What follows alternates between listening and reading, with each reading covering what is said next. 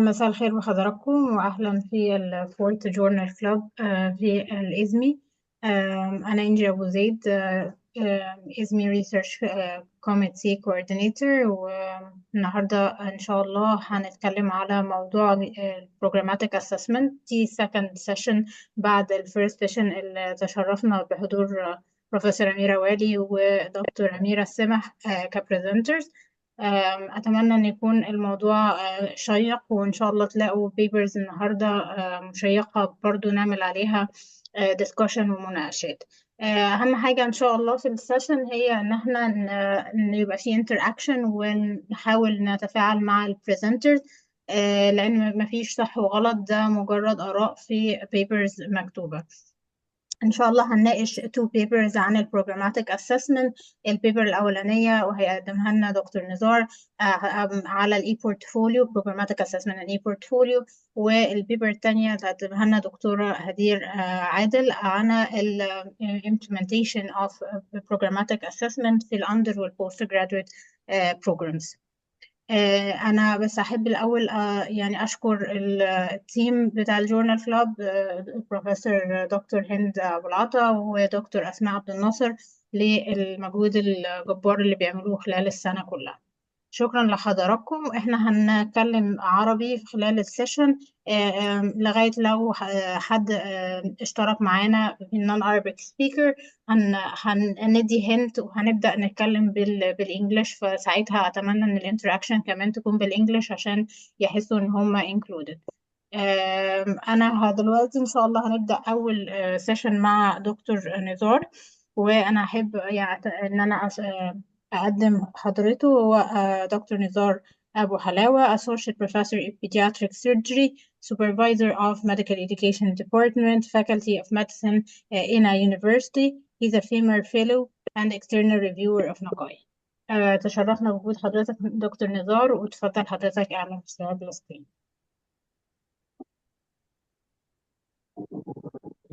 طبعا بتشرف بوجودي مع حضراتكم. ان شاء الله المقطع هو يكون الصوت بس أنا آسفة للمقاطعة، الصوت واطي، لو حضرتك ممكن تعليه الصوت من كده كويس. الكمبيوتر. الصوت كده كده أفضل. كويس. كده طيب أفضل. بسم الله الرحمن الرحيم. طبعا بتشرف بوجودي مع حضراتكم، وان شاء الله تكون يوم مفيد كده لنا كلنا. احنا هنتكلم النهارده على بيبر اتكلمت على بروجراماتيك اسسمنت يوزنج اي بورتفوليو.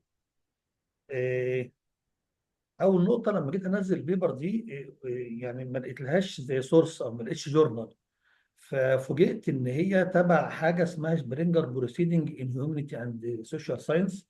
قعدت ادور عليها، لقيتها منتج جديد من دار النشر سبرينجر، عاملين كتاب ده بيشمل لو اي مؤتمر اتعمل ممكن كل الداتا اللي في المؤتمر دي تتحط في الكتاب، وهم ديت عملوها مرتين اتنين بس يعني.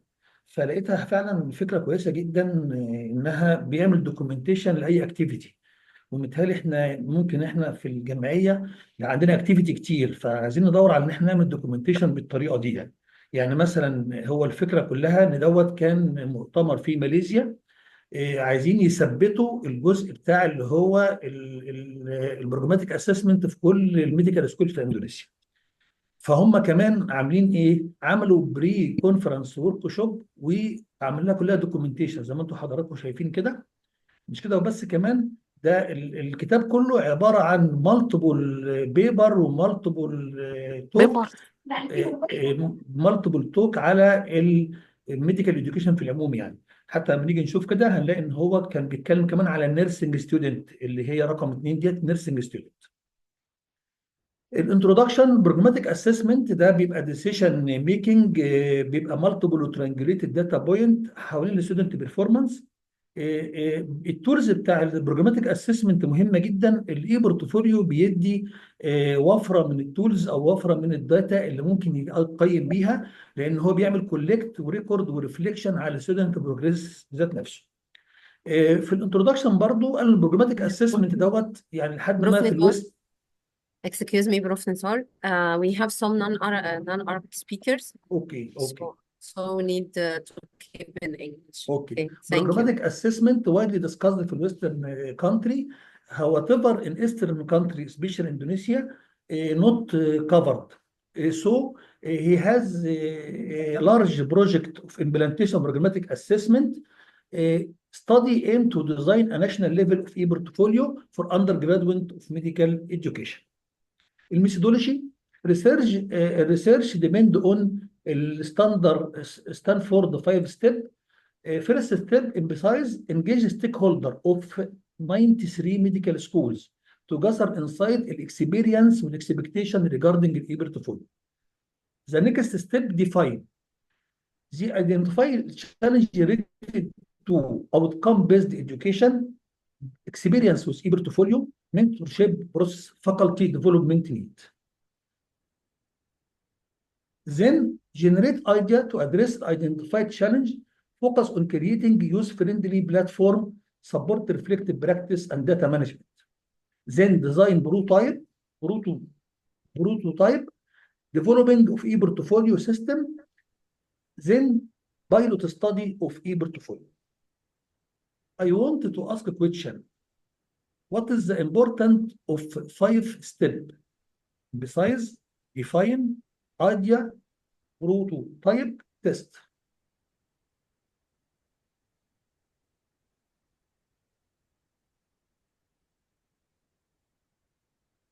You can use chat option or raise hand option to share with our speaker, Prof. Nizar, and please to reply to his question. As Dr. The floor is open. As Dr. Enji said, no wrong, no right. We need to change Yeah, our yeah. No information. wrong. Yeah. I will check chat. No participation. So, okay, we can repeat the question again, Prof. Nizar, maybe to have some We have time five to steps. We have 5 steps for design thinking module.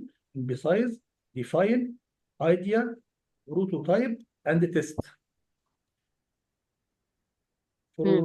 For your point of view, which of this step is the most important?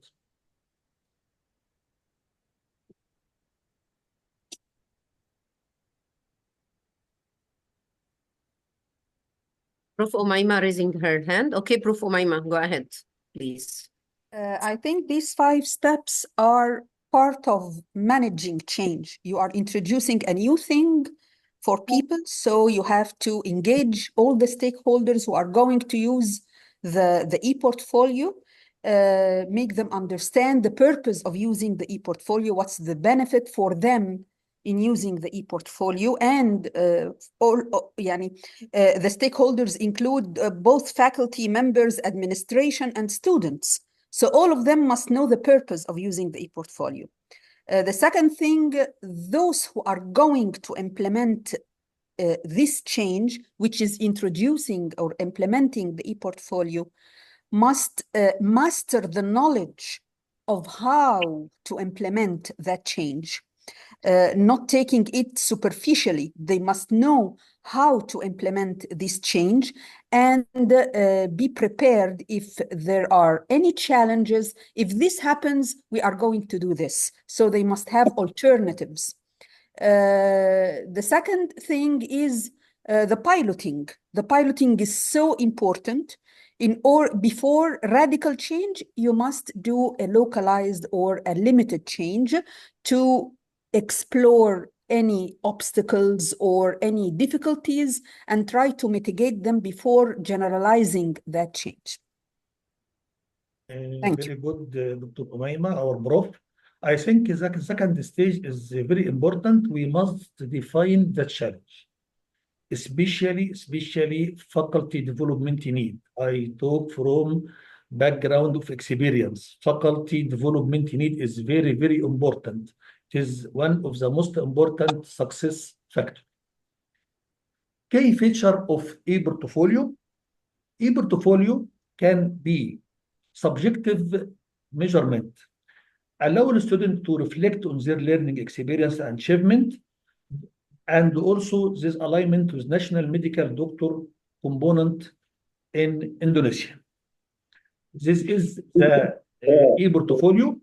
The student describe the feeling with experience, what improved, what worked well, what his plan للفيوتشر. what is his plan.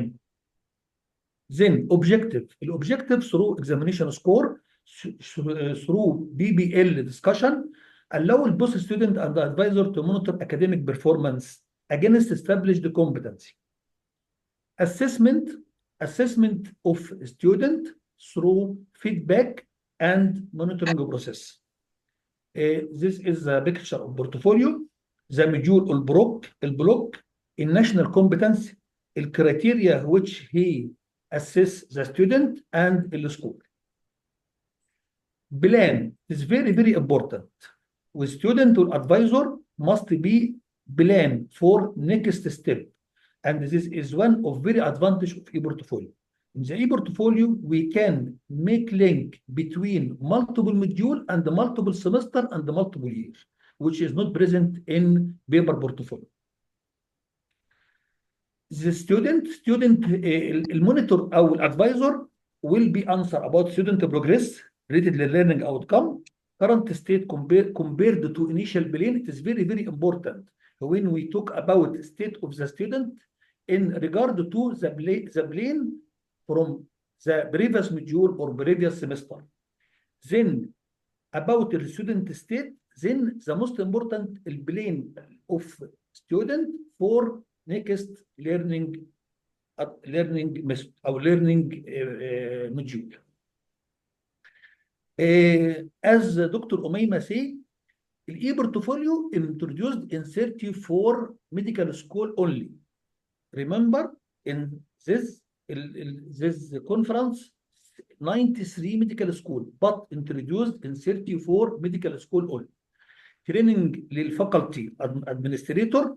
A system designed to maintain allow flexible integration with existing educational framework.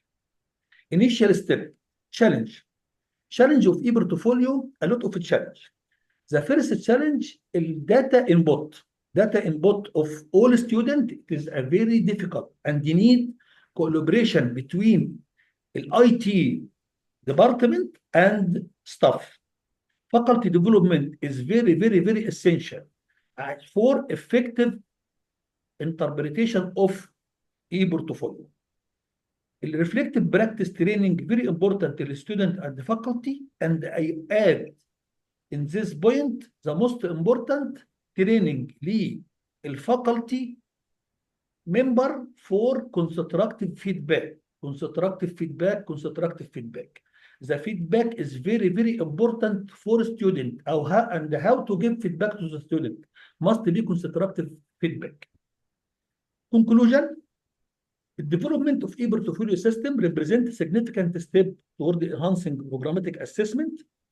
It had a great benefit in programmatic assessment because it allows reflective practice and providing a structured approach to assessment. The e-portfolio aims to improve educational outcome and support the professional development of medical students. This research highlights the importance of stakeholder engagement. The findings suggest that a successful implementation of programmatic assessment requires careful consideration of local educational practice and continuous support. I need to ask question. From your experience, what is the most important challenge in our medical school?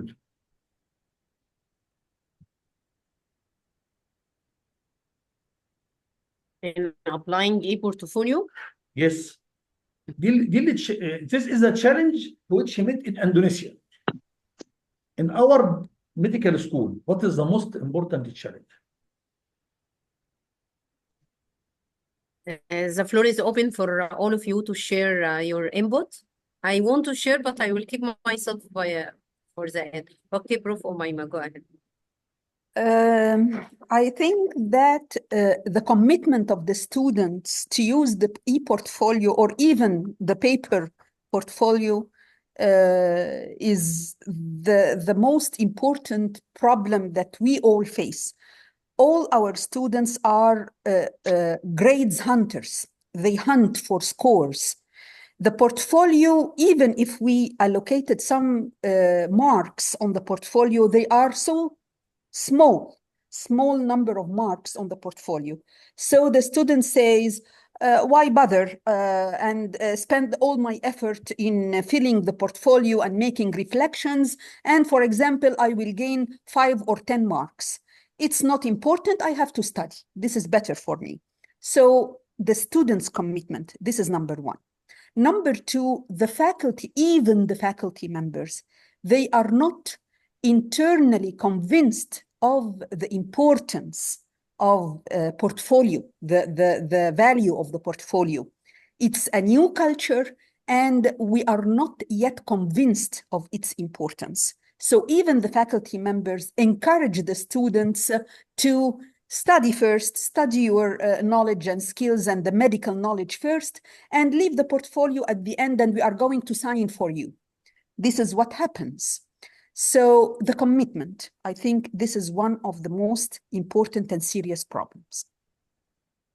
Can I answer about Dr. Umaima and the first student in credit point? The portfolio represent 10% of total mark.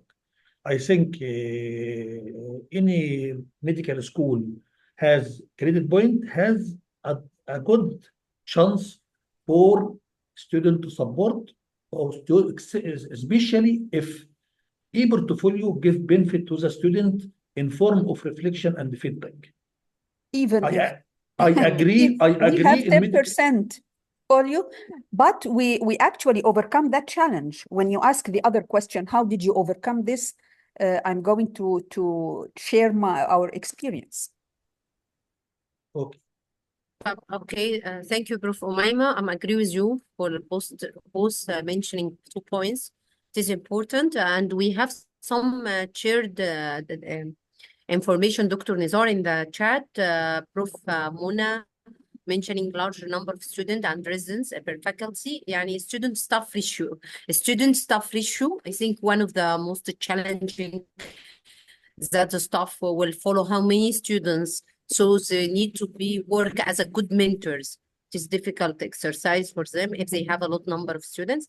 Plus, Dr. Angie shared the technical challenges, and I'm agree with Dr. Angie, availability of platform. And this platform is user-friendly and the flexibility to allow uploading of a portfolio. Plus the student numbers and the change mindset, I think same point with Prof. Umaima and the commitment of the students or even the professors or doctors. Professor Mona Boussaud mentioned also the number of students per batch.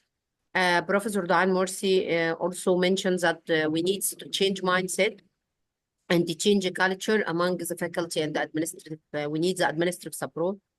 There is one name, one account with no name, clear name, network issues and the platform issues. Plus, Professor Mona Boussaud mentioned some student copy the reflection form from each others. I agree with you, and maybe they didn't care about to fill it. And the most important is the reflection part and personal development part in portfolio. Professor Azza Hamouda mentioned it adds workload on faculty member and needs additional time. Also, we have Professor Mustafa raising his hand. Okay, go ahead, Professor Mustafa. Can share Assalamu alaikum. I have all these comments I have came across with this, but with some similar, not e-portfolio exactly, but it was e-posters. I have asked my students as a part of assignment or activities to make an e-posters in one or some topics in quality of higher education. This is one modules I teach students, and all these problems I faced, but few students were give some amazing activities. They just express themselves and try to make something unique, not copy and paste. But most of them, unfortunately, were the same. Even one of them put his CV, which is not related to the assignments. And we try to inshallah to improve this. And in our schools, e-portfolio is in the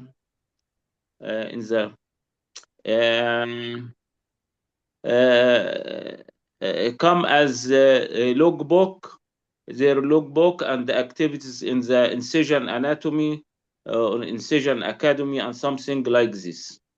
That's what I want to share. Thank you for this journal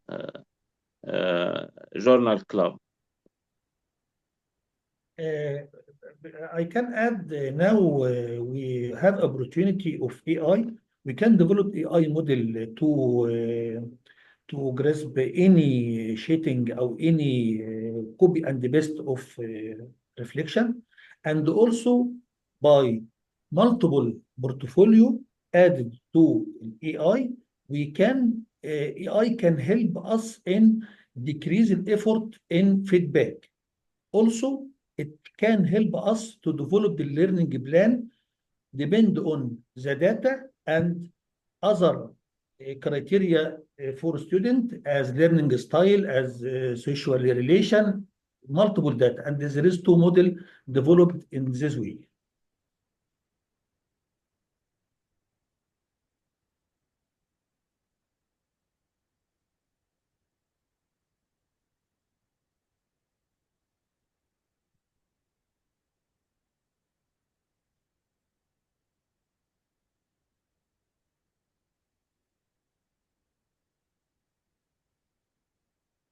Okay, Dr. Angie, you raise your hand.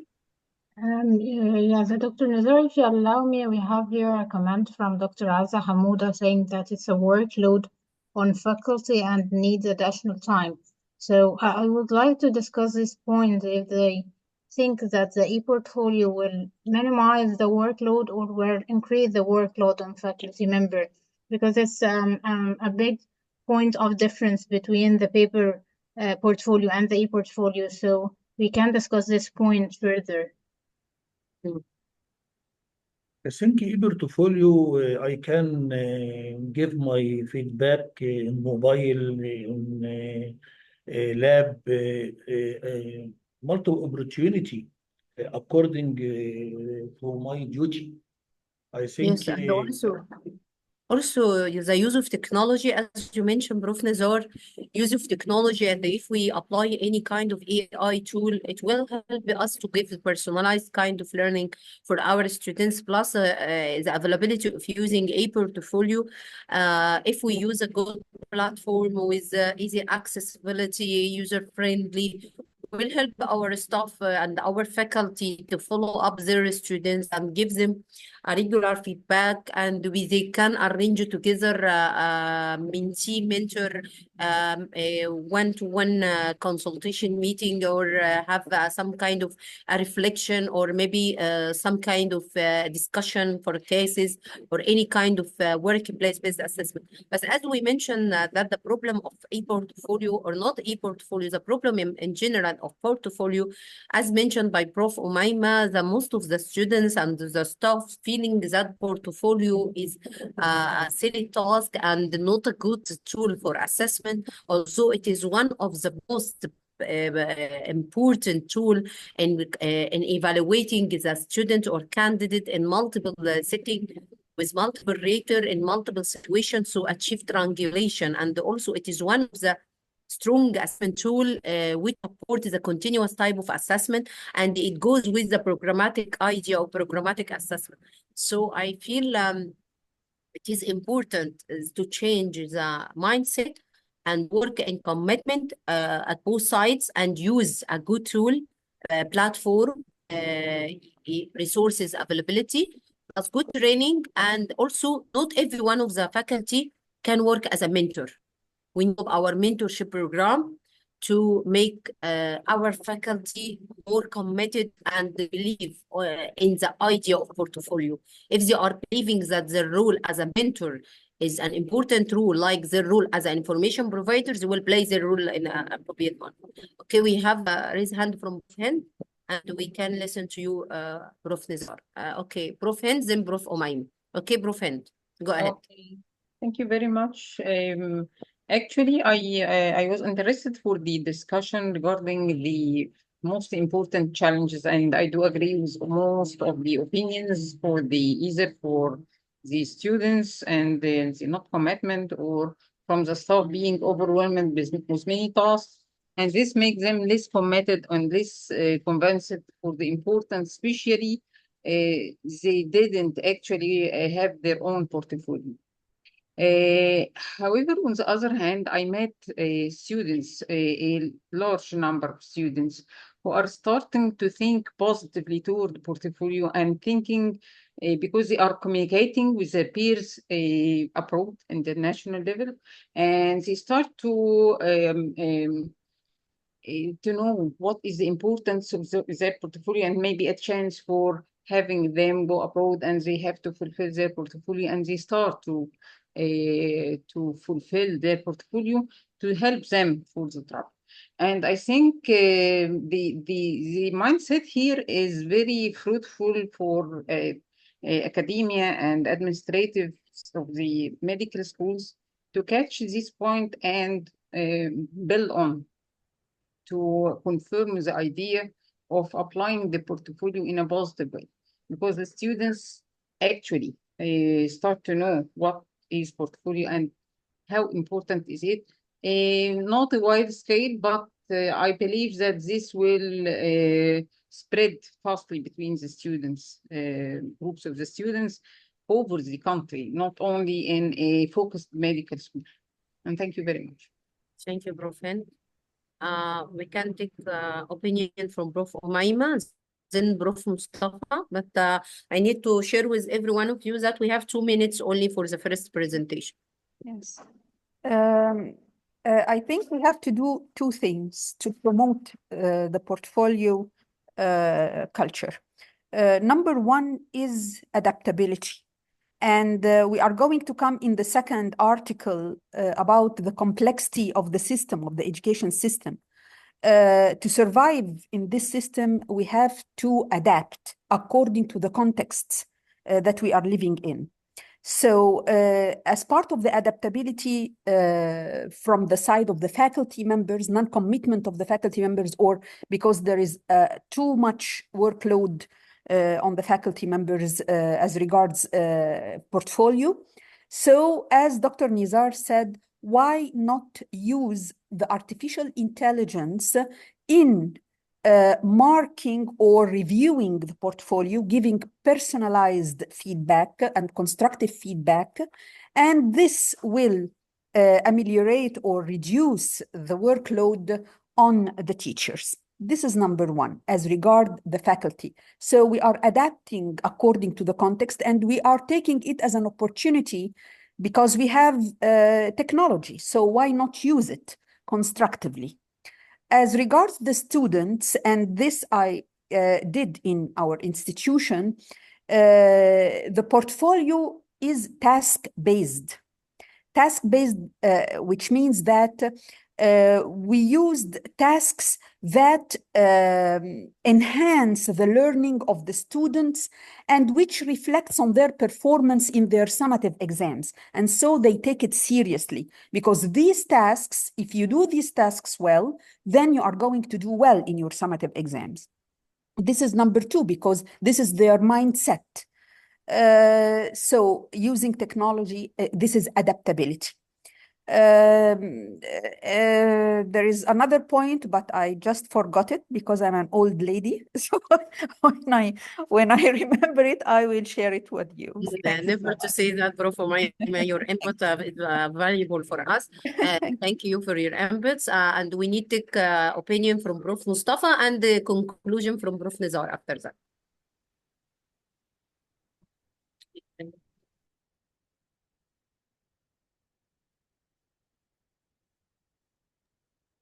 Actually, I have no more to add, but the idea of using artificial intelligence in construction of e-portfolio and its impression from the students, giving them new topics, not the traditional one, and training of staff and students to use artificial intelligence is very important, especially in faculties like us with large number of students and busy students with this integrated medical program.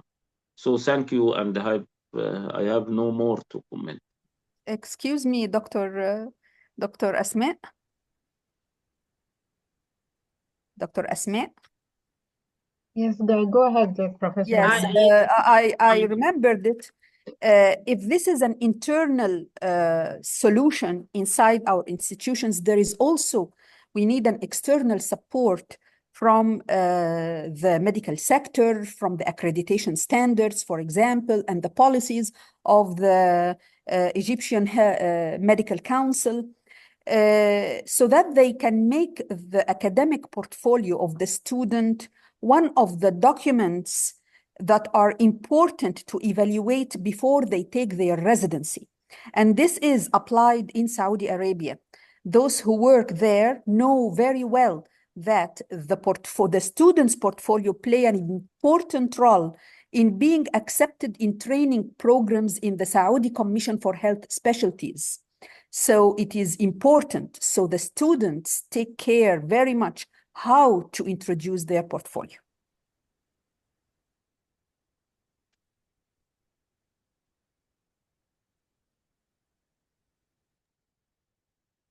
Okay, thank you, Professor Umaima. What do you mean, Dr. Umaima, that it will be a continuous portfolio in the under and the post, and it will help you in the selection for the postgraduate training? This is what, are you talking to me? Yes? Yes, Professor Umaima. This is actually implemented in Saudi Arabia when they apply for training residency training programs in the Saudi Commission. One of the documents is their portfolio when they were students, when they were undergraduate students. And they make the preference who to accept and who not to be accepted according to the richness of their portfolio. So the students actually take it seriously. Yeah, this is a very good idea. But if there is, if you know that if there is a link between the postgraduate portfolio and the undergraduate portfolio, or they are separated, just used as a reference for selection, and then they started a new portfolio after. No, I think they start a new portfolio according to their training, to their residency training program. However, this is important, their performance, how they document their performance, and do this student know how to plan, how to reach his goals? So this is part of the professional identity of that student. Yeah, I think it's a great idea. Yes. Okay, thank you, Professor Umaima. I think we had a raised hand from Dr. Asma Ala. Are you still interested to join, Dr. Asma? Yes, Dr. Angel. No, we had a raised hand from Dr. Asma Ala, but I think she changed her mind. No more raised hand, I think. We need to stop share, Dr. Nizar. We need to thank you so much for your presentation and the encouraging topic for discussion today. Thank you, Prof. Nizar, for your participation. Can I add a small point? Yes, Prof. Go ahead. First, large number of students give opportunity for develop a very good AI model for giving constructive feedback and give learning plan for students. Number one. Number two, ePortfolio is a very good tools for pragmatic assessment provided 2 points.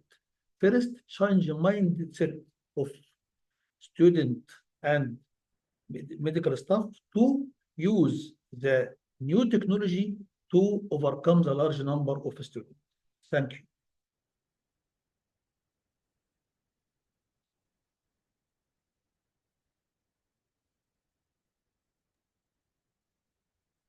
Thank you, Dr. Nizar. And now it's the second session with Dr. Hadir Adel. Professor Hind, if you would like to to introduce Dr. Hadir.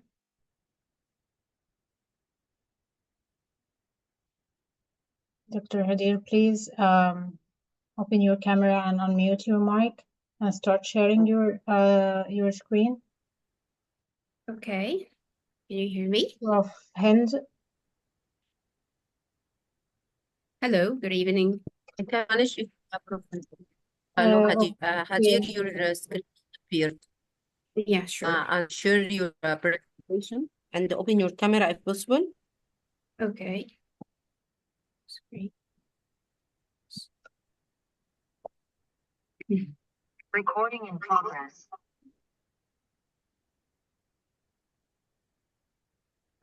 Before starting, I would like to introduce Dr. Hadir Adel. Dr. Hadir is an assistant lecturer of medical education at the School of Medicine, South Carolina University, and she is the Joint Master of Health Profession Education Coordinator. Dr. Hadir will be presenting an interesting article about the implementation of programmatic assessment in undergraduate and postgraduate programs. Dr. Hadir, the floor is yours. Hello. Thank you, Dr. Angie, for your kind introduction. Now that you know something about me, I'd like to, before starting, I'd like to know something about you as well. So just let me share this poll with you.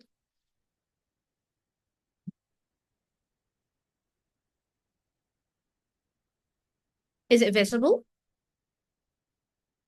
Yes, yes, Yes. dear. If you could have dinner with any scientist, dead or alive, who would it be and why? Please feel free to share your answer with me.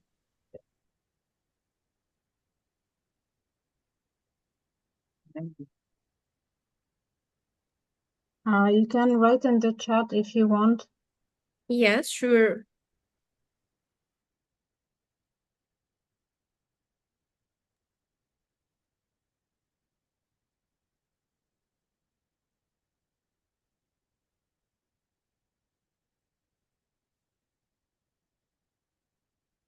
Or you can just raise your hand and use mic if you'd like.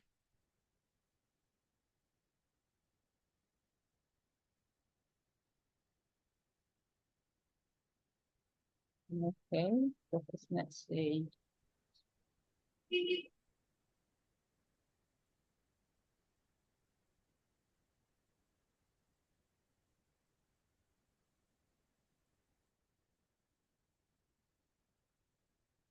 Any scientist you need, or we can. Yes, Ronald Hardin, Samira Musa, Sir Magdi. Wow, great names. Yes, I'd love to meet them too. Unfortunately, we can't meet Samira Musa, but her work is here and we can learn from her. Speaking of the work we can learn from, today we are going to learn from these people. Are the screens sharing still visible to you? No, No, we can see it's your not shared. picture only. Okay, I'm sorry. Can you share it, because I just wrote and then it disappeared before submitting. Oh, Sorry, Professor Okay. Umayma, can you write in the chat, Sure. please? we The can- chat. Yes, okay. Okay, yes, sure. Okay, portion screen. Sure. I can say it if you Yes, want. please. Yes, please, go ahead. Yes. Actually, I would like to sit with and talk to Dr. Lambert Schuvirth. He's one of the co-authors in this article. Yes. Because he's so broad-minded and his approach is always a constructivist approach. He accepts multiple perspectives. There is nothing wrong or right. It is always contextual. Success is always based on the context and how you adapt to that context. Yes, yes. Thank you. Thank you for that. Thank you, Dr. Umayma. Indeed, today we are going to learn from remarkable authors like, sorry, let's remove this. Okay. This is all good, right? Yes, Yes, good. go ahead. Go ahead. Okay. So today, as Professor Umaima said, we are going to learn from Dr. Schwerth, Dr. Terade, Dr. van der Vleuten, and Dr. Henneman. They all conducted an interesting study that was published in Medical Teacher in 2022 under the title of An International Study on the Implementation of Programmatic Assessment, Understanding Challenges and Exploring Solutions. Programmatic assessment, for those who attended the first part of this journal club the last month, Professor Amira Wali and Dr. Amira Ibrahim actually had conducted an amazing session. So you now are, all of those who attended have some sort of a solid basic knowledge or a theoretical background for programmatic assessment. So programmatic assessment is an approach to assessment which aims at optimizing the learning and decision function of assessment. It involves a set of key principles and ground rules. So it's rather than a change in the mindset than in actual steps to follow. Despite its intuitive appeal, its implementation is the real challenge here. That's why the aim of this work was to gain a better understanding of the factors that affect the implementation process of programmatic assessment and how specific implementation challenges were managed across different programs. An explanatory, multiple case collective approach was used for this study. Authors identified 6 medical programs that had implemented programmatic assessment with variation regarding health profession disciplines, level of education, whether in undergraduate or postgraduate programs, and geographic location. Then they conducted interviews with a key faculty member, and this is important. They chose someone who was mainly involved in programmatic assessment application. So they chose a key faculty member from each of the programs and interviewed them and analyzed the data obtained from them using deductive thematic analysis. The authors managed to identify two major factors in managing the challenges and complexity of the implementation process of programmatic assessment. Those were knowledge brokers and a strategic opportunistic approach. This study contributes to the understanding of the intricacies of implementation processes of programmatic assessment across different institutions. Programmatic assessment aims to combine or triangulate information in the most meaningful way for learning, not purely for decision-making. That's why it involves a fundamentally different mindset, a paradigm shift from the focus on the passing or failing to the realization of the importance of feedback and learning from assessment culture. As we can see, programmatic assessment is conceptually attractive. It provides an answer to assessment in constructivist models, and it aligns well with competency-based learning. Also, there is evidence that it has a positive impact on the quality and outcome of learning. Unfortunately, its implementation is the challenge. That's why there's also a limited research on implementing programmatic assessment system across different fields and institutions and the strategies to overcome these challenges. All of this was not well studied. 2 main theoretical frameworks support the conduction of this study. These frameworks are institutional logics and the consolidated framework for implementation research. The institutional logic explores the interrelationship between individuals, organization, and context, arguing that every institution has a central logic, a socially constructed set of values and beliefs. These set of values and beliefs influence individual and organizational behaviors. Multiple logics may coexist or even compete in the same institution. That's why one of them may be dominant over the other. And all of those impact individuals and organizations in a different way. For example, if you're speaking about assessment may be influenced by the logics of the teacher, the one who provides the assessment, and by those of the students, the one who are affected by or involved in this process. These logics, although they may be in contradiction with one another, but also these differences may lead to a new understanding and a meaningful change.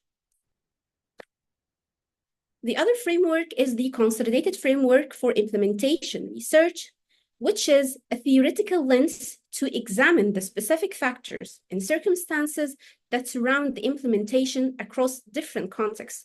It consists of 5 interconnected domains: the intervention, which in our case is the programmatic assessment, inner and outer settings. These include the structural, the socio-political, and cultural context within and outside the organization, the individuals themselves, and the process. The objective was to learn from the successes and challenges of the implementations to gain a better understanding of the factors that affect the implementation process of programmatic assessment and how specific implementation challenges were managed across different programs. So, in this study, there were 2 research questions. The first was, what were the reasons for changing to programmatic assessment? What made people change for that? The second question was, what were the strategies used to manage assessment change and to mitigate challenges encountered in the implementation of programmatic assessment across different contexts? Now, since this is the end of the introduction part, we will take time for the critical appraisal for the part that we already presented.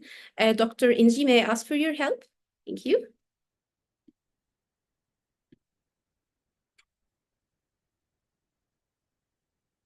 Was there a clear statement of the aims of the research?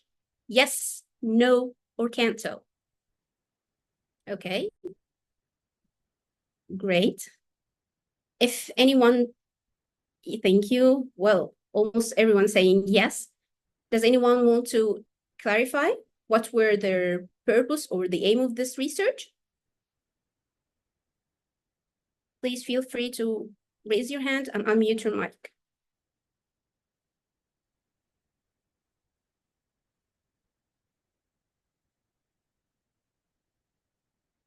Can you repeat the question, please? Yes, I'm just saying what were the main purpose of this study, why it was conducted.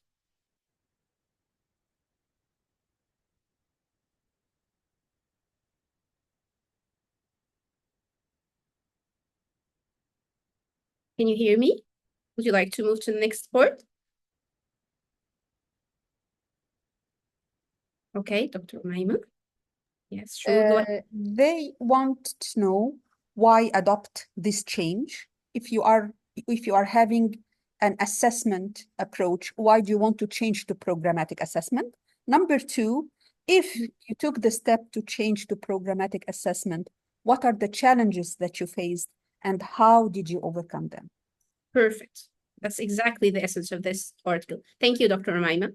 Okay, so we'll move to methodology. We have, sorry for interruption, Dr. Hadir. We have a comment from Dr. Mona Abdel Noor to evaluate why programmatic assessment is important. Yes, exactly. Yeah, thank you. Thank you, Professor Mona. Okay, so in the methodology, they use an explanatory multiple case study. Okay. They use an explanatory multiple case study, collective study approach. They use a qualitative approach. The unit of analysis here was programs. Each program that implemented programmatic assessment. And the purpose of the case was to examine how, as we said, according to the theoretical frameworks they used, how individuals, processes, and contexts interacted to implement programmatic assessment and to explore the different enablers, challenges between and across cases to gain a better understanding of the implementation process of programmatic assessment. That's why the cases were purposefully selected. They made a criterion-based selection of their sample using the following parameters. They chose programs and individuals who participated in the 2020 Ottawa Consensus Statement on Programmatic Assessment, programs that implemented programmatic assessment in either undergraduate or postgraduate across different health professions discipline, and university-based programs from different geographic areas that implemented programmatic assessment for at least 1 year. They chose this sample because they could provide an understanding of the issues and insight into the implementation of programmatic assessment. the data collection. After the sex programs were identified, one individual from each of the sex programs participated in the study. An interview guide was constructed, included two parts or two sets of interview questions. These two sets of questions, I beg your pardon, these two sets align with the research questions that were stated in the beginning. The first set of questions was the reasons for the implementation of programmatic assessment, and the second set of questions was the implementation process steps, what facilitated the process, and how challenges encountered were managed to achieve successful implementation. Those interviews were performed on Zoom using encryption feature, and digital recordings were transcribed by a specialized agency. After the data was collected, it was analyzed using a deductive thematic analysis, using a six-step approach of thematic analysis as outlined by Prominent Clark. Ethical approval was attained from the Dutch Association of Medical Education. Also, the participants were informed that their participation is completely voluntary and they were ensured of confidentiality and signed an informed consent. Now, time for critical appraisal for their methodology.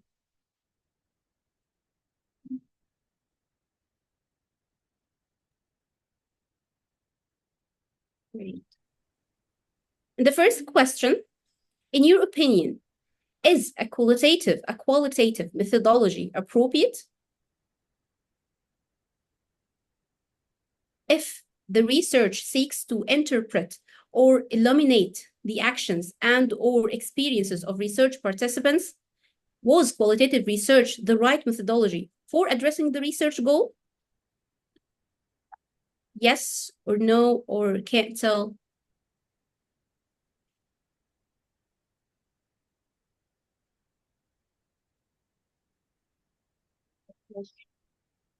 Yes. Thank you. You can view all the questions, right? So the second question was the research design appropriate to address the aims of the research? And was the recruitment strategy they used, the way they chose their sample, was it appropriate to the aims of the research?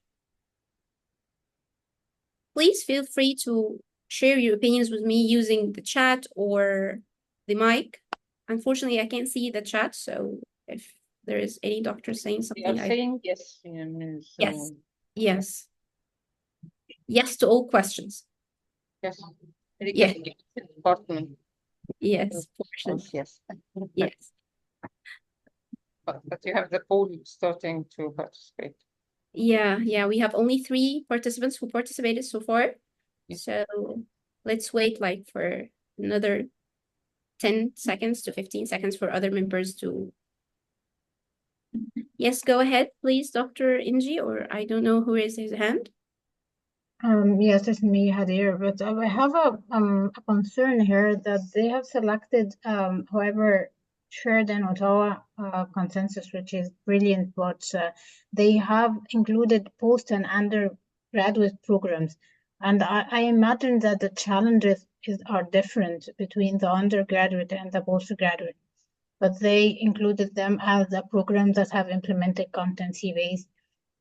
And I feel that here it wasn't the good or the most appropriate presentation of the results. And even in the results, they didn't differentiate between the post and under. They include all the challenges as a similar context. And I feel that the context may interfere in the results. I don't know if you agree with me or not. Indeed. Yes, indeed. Totally. Yes. What about other members, other doctors? What do you think?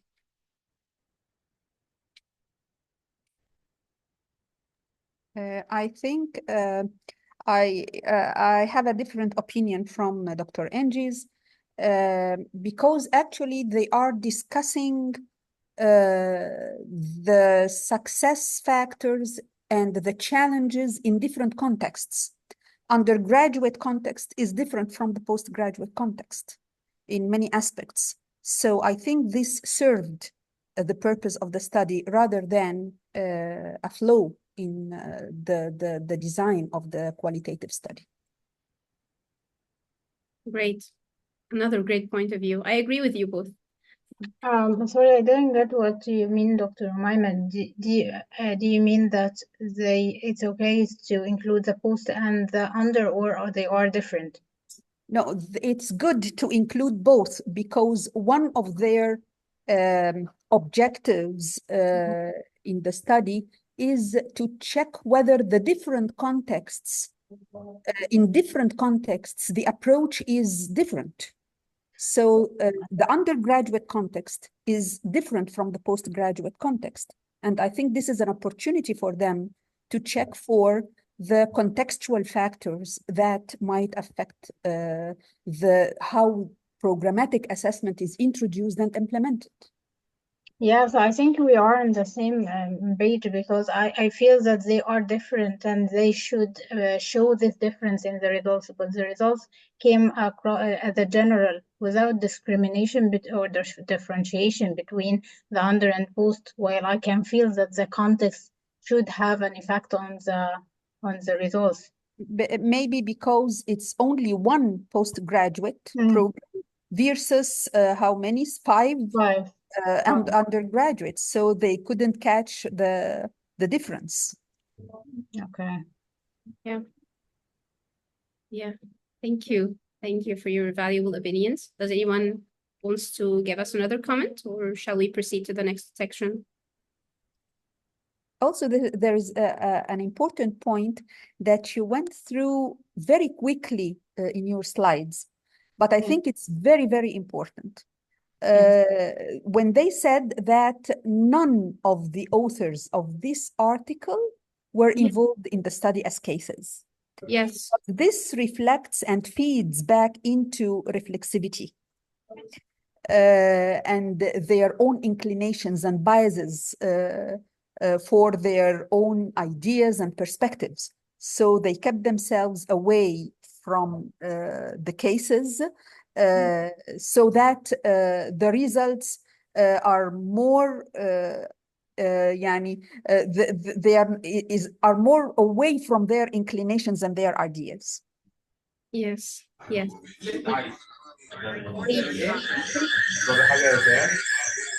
Sorry, can we please? Thank you. Okay. Yes, I agree with you, Professor Umayma. This is a very important point to highlight.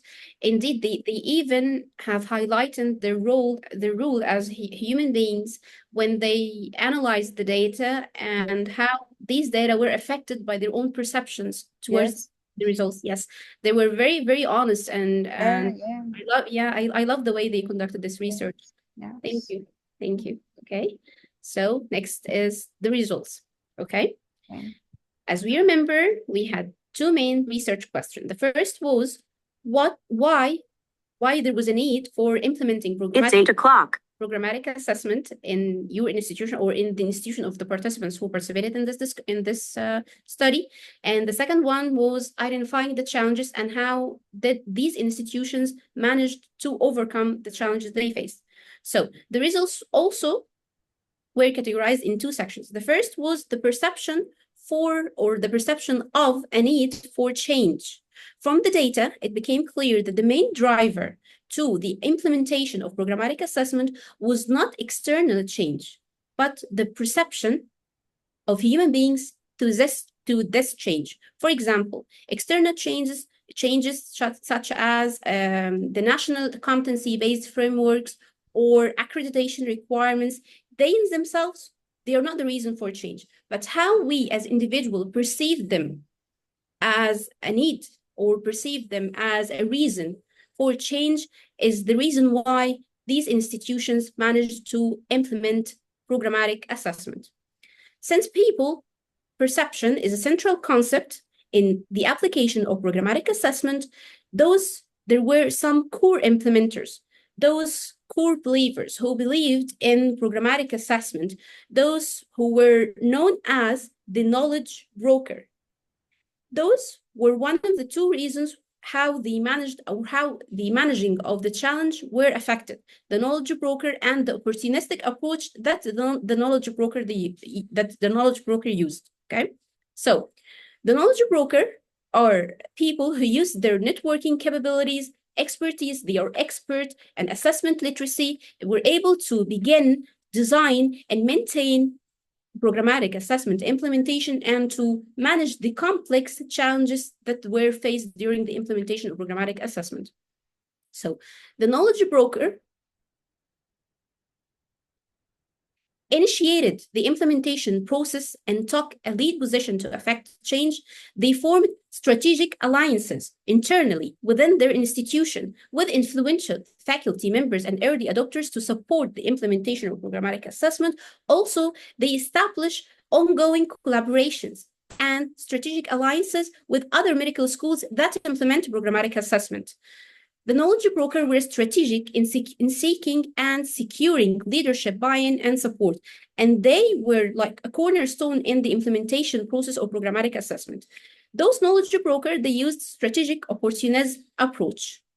Strategic opportunism approach is an agile approach in which they were able to recognize new opportunities and take advantage of these opportunities of unexpected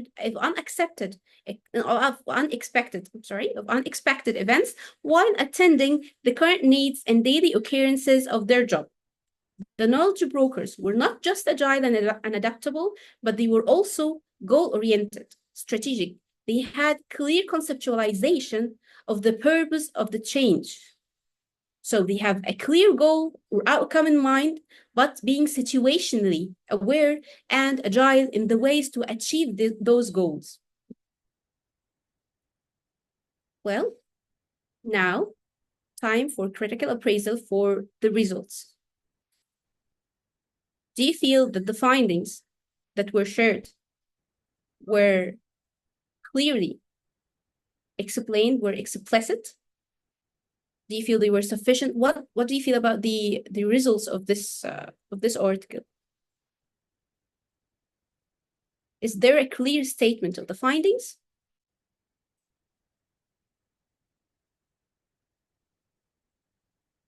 Yes, almost 100% says yes. Well, I'd like to ask you, since you are experts in your institutions, how do you feel about the results that they obtained from during their study? Do you agree with what they reached? Do you have different experiences maybe?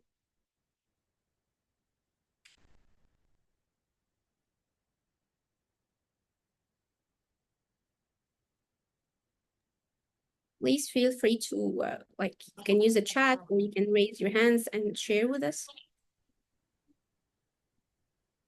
I'd like to know your opinion about the results that we just stated. Yes, Professor Umayma?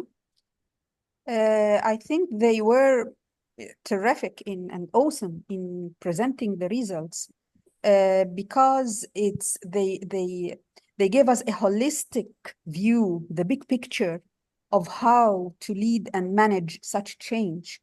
And they very cleverly and smartly displayed the interrelation that they talked about in the education complex system, the interrelation between the individuals, whether these individuals are the policymakers in these institutions or even outside the institutions, and the executive members in the institution, and the knowledge brokers.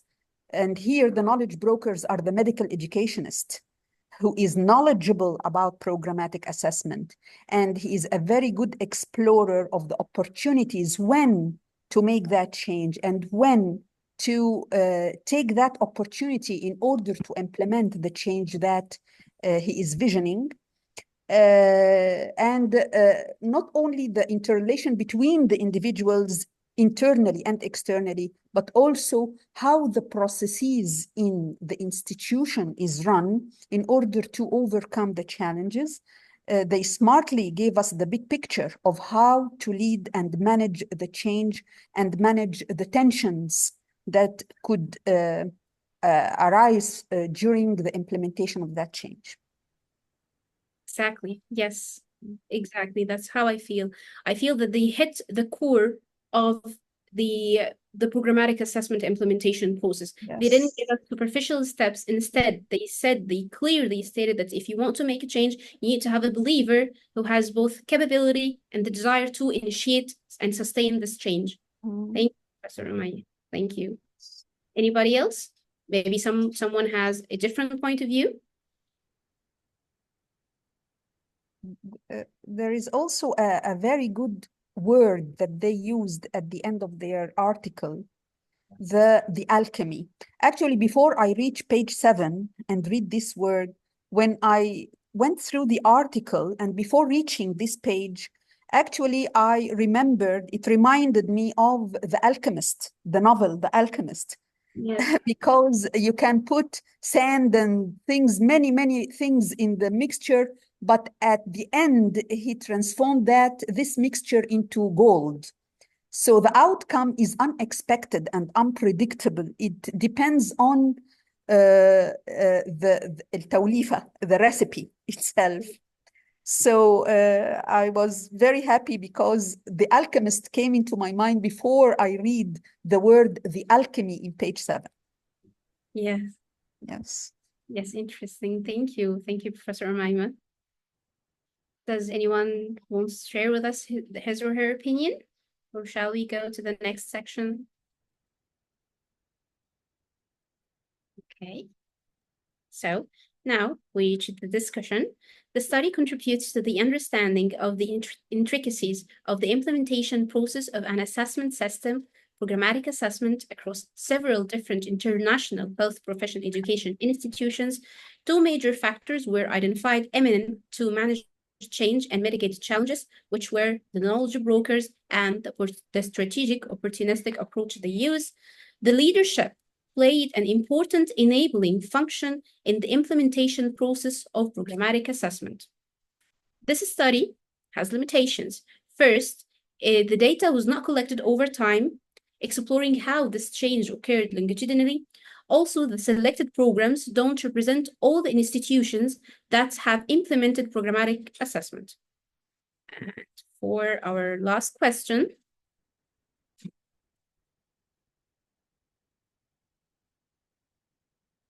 can we please share the quiz?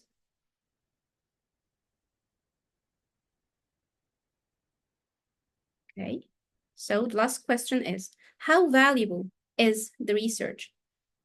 Please, you can use the chat box or unmute your mic and let us hear your opinion. How valuable is the research in your point of view?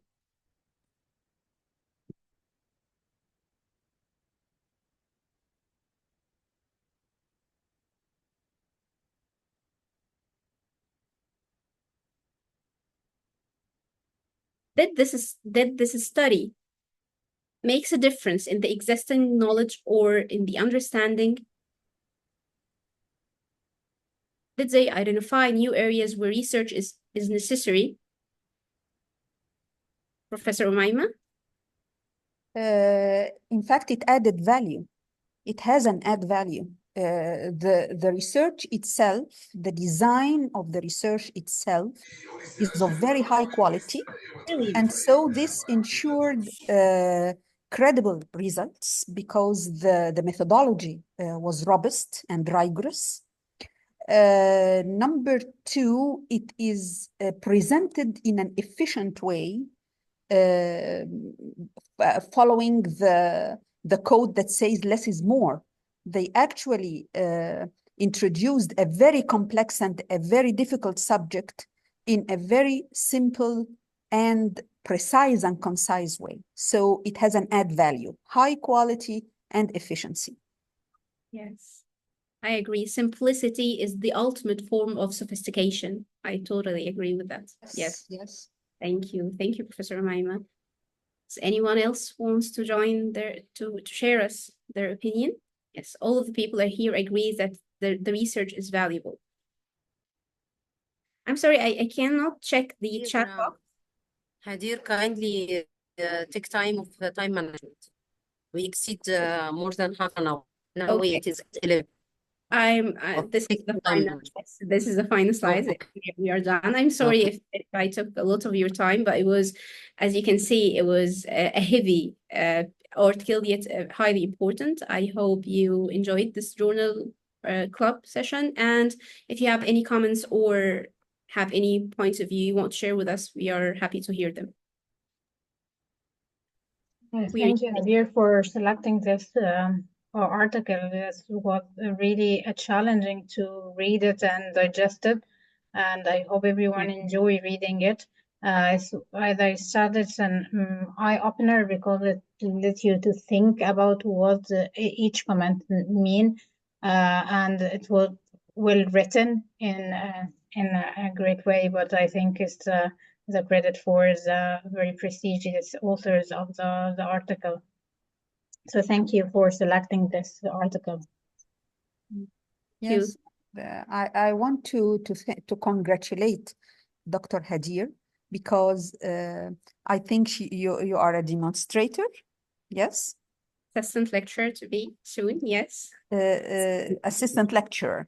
Yeah. So يعني based on your يعني relating to your age, this is a complex article and you actually presented it very smartly, very cleverly, and very good English language. The slides are so يعني appealing, and the questions and the quizzes and the critical appraisal came at the appropriate points. So thank you so much for being a model for a journal club.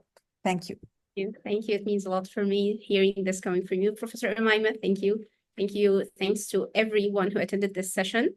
I hope the time not wasted. I hope that this session is recorded, so I think you can use this as a reference after the Professor Umaima's approval. Yes. I intend to do so. I shared the link in the chat regarding evaluation of the journal. Use this link to do evaluation, and also will echo the voice of Prof. Umaima regarding performance of the Journal Club. Outstanding performance from Dr. Hadir. We thank you very much for this great efforts, and we thank Prof.